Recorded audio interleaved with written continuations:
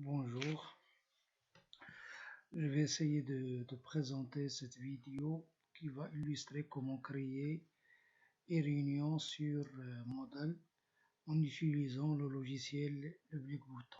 Voilà, donc vous êtes sur la partie de création du cours, vous activez le mode édition, voilà, et dans la section que vous voulez, vous allez ajouter une activité ou une ressource. Et dans ce cas-là, parmi les ressources que vous allez chercher, c'est le big bleu bouton qui est là. Vous sélectionnez, vous faites ajouter. Lorsque vous allez ajouter ce bouton-là, donc vous avez des paramètres normalement de la réunion que vous allez utiliser. Donc vous avez les paramètres généraux, vous avez la salle avec enregistrement, vous avez les paramètres généraux. Vous cliquez sur les paramètres généraux. Ici, vous pouvez donner, exemple, le nom de la conférence, exemple, cours X, voilà le cours que vous allez faire. Par la suite, vous avez soit vous voulez envoyer la notification, ça veut dire si les étudiants ils sont inscrits dans le cours, donc vous avez toujours un envoi de la notification de la réunion qui sera envoyée normalement à tous les étudiants. Voilà, dans ce cas-là. Si vous allez ajouter des descriptions, vous pouvez ajouter dans ce cas-là description, cours tel tel, de l'heure tel tel, etc. Donc ce que vous voulez ajouter. Par la suite, vous avez paramètres de l'activité salle. Donc si vous voulez faire un message que les étudiants, donc si vous voulez aussi la session peut être enregistrée, donc soit les étudiants doivent attendre que le modérateur soit présent. Donc vous allez ouvrir d'abord la session et dans ce cas-là, les étudiants ils peuvent normalement entrer à la session. Sinon, si vous décrochez ça, donc les étudiants ils sont là, il suffit de entrer dans la discussion ou dans la réunion. Ensuite, vous avez les paramètres de l'enregistrement si vous voulez. Donc il n'y a pas beaucoup de paramètres. Ainsi que si vous voulez, ça veut dire ajouter des participants ou enlever des participants. Donc les étudiants qui sont inscrits dans votre cours, ils peuvent normalement assister à votre, ça veut dire à la conférence. Donc vous avez la planification de la session, donc c'est la date de début et la date de fin, donc de cours. Si vous allez planifier ça comme une session de cours, vous allez normalement spécifier la date avec l'heure ainsi que de début et de fin.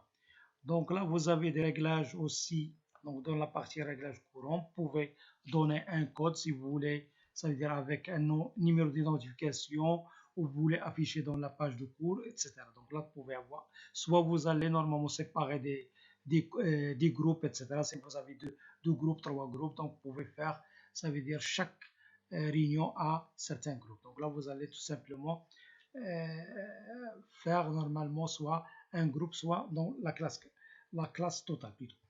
Donc ensuite, pour restreindre l'accès, donc là, c'est soit vous allez ajouter la date, la note, les groupes, etc. Tout simplement, ce sont des restrictions que vous pouvez ajouter pour l'accès à la réunion. Et dans ce cas, lorsque normalement la réunion elle est faite, elle est paramétrée, vous allez faire enregistrer et afficher. Donc là, vous avez normalement ça veut dire la réunion qui était enregistrée, donc là sous forme de cours X. Et dans ce cas-là, il suffit d'entrer dans la session. Lorsque vous cliquez sur la session, donc là, vous allez normalement activer le mode du big button. Donc là, vous allez tester votre microphone et votre écoute si vous l'avez normalement. Et dans ce cas-là, vous allez utiliser, normalement, on va attendre le test. Voilà, c'est bien. OK. Voilà. Si ça marche, c'est bon. Dans ce cas-là, vous avez le bouton d'enregistrement si vous voulez enregistrer normalement la conférence. Ici, normalement, lorsque les étudiants ils sont là, ils sont inscrits à ce niveau-là. Donc, vous êtes le modérateur et vous avez les étudiants. Et dans ce cas-là, vous avez ce bouton-là qui gère normalement les utilisateurs, ce bouton d'engrenage. Vous pouvez cliquer. Et dans ce cas-là, vous avez pas mal de choses que vous pouvez normalement utiliser à partir de ce bouton-là.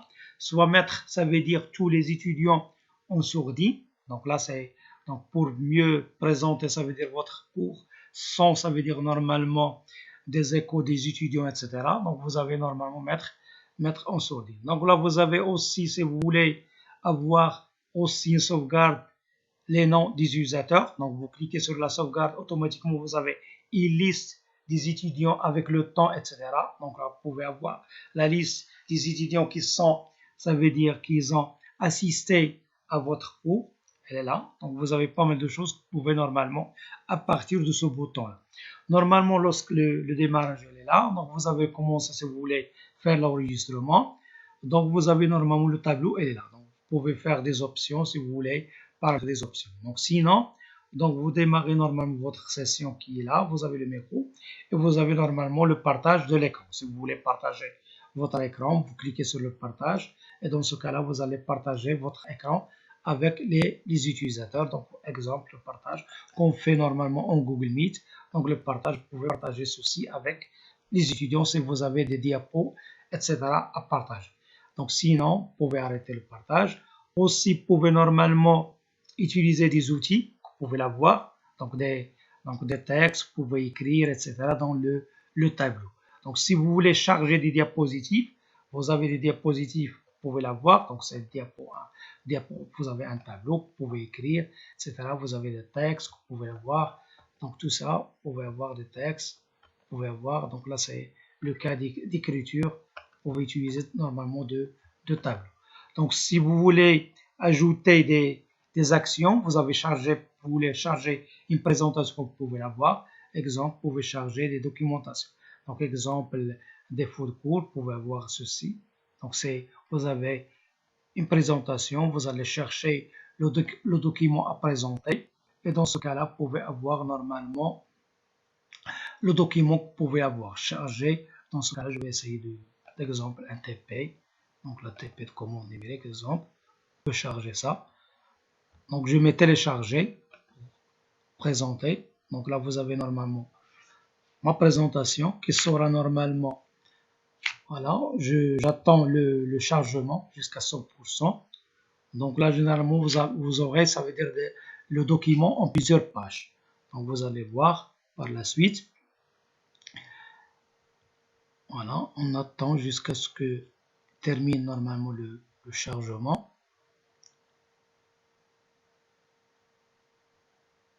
Voilà, exemple de chargement. Donc là, la conversion. Donc là, il va le convertir selon un format plutôt d'image. Donc vous pouvez, sur ce document, vous pouvez écrire, vous pouvez effacer, etc. Donc là, vous pouvez expliquer à chaque moment ce que vous voulez normalement faire sur les diapos. Donc là, il convertit normalement, essaye de faire une conversion entre le PDF sous forme d'image. Donc là, on va attendre jusqu'à ce qu'il termine, ça veut dire plutôt le changement de format, la conversion de format entre le PDF, ainsi que si vous avez PowerPoint, ainsi de suite. Donc vous allez convertir normalement le document.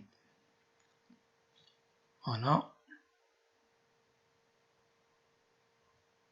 C'est le document. Donc là, ceci, vous pouvez le faire, ça veut dire à l'avance. Avant, ça veut dire normalement de cours. Vous pouvez faire ce travail, vous pouvez l'enregistrer pour que vous pouvez l'utiliser, ça veut dire au fur et à mesure dans la partie de cours. Donc là, pour ne pas avoir.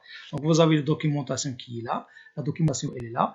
Et vous pouvez à chaque document, donc vous avez des diapos, vous pouvez l'avoir ici. Donc je peux ici, donc là, je peux avoir pas mal de choses que je peux avoir des couleurs, des formes, etc. Je peux avoir des textes, je peux avoir normalement de formes de texte, je peux l'avoir ici, donc là, je peux écrire, je peux faire un stylo, je peux rayonner, donc là, vous pouvez avoir pas mal de formes que je peux normalement réaliser. Donc là, c'est la forme que je peux avoir de dessin, etc. Vous pouvez voir les cas que je peux effacer, donc si je peux effacer, etc. Donc vous avez pas mal d'explications que vous pouvez ajouter sur le document. Donc là, dans ce cas-là, vous pouvez aussi agrandir. Vous pouvez, voilà, donc c'est question puisque je lance une vidéo d'enregistrement avec cela, donc c'est pour cela vous n'avez pas les modifications qui s'apparaissent dans l'écran. Mais vous pouvez normalement à votre tour faire ceci pour vérifier normalement l'écriture, etc. sur le document. Donc vous pouvez tracer des lignes, etc. Donc pas mal de choses. Vous pouvez le faire sur la partie de cours. Donc, vous avez les diapos qui sont là, qui sont présentés à chaque moment. Vous pouvez agrandir, etc. Donc, vous pouvez agrandir une partie, vous pouvez faire en plein écran, etc. Donc là, vous avez pas mal de diapositives, donc des cas que vous allez faire selon les cas. Donc, à partir de cela, vous avez normalement des écritures, vous pouvez la voir ici, vous avez des textes, vous pouvez l'envoyer. Donc là, le chat, dans ce cas-là, vous pouvez tout simplement activer que le chat et vous pouvez normalement voir les questions et les chats des étudiants. Donc, dans ce cas-là, vous pouvez changer, ainsi de suite, activer. Donc, vous pouvez avoir à chaque moment, vous pouvez changer la modification. Donc là, c'est un outil donc normalement qui va vous servir à mieux expliquer ainsi que vous allez travailler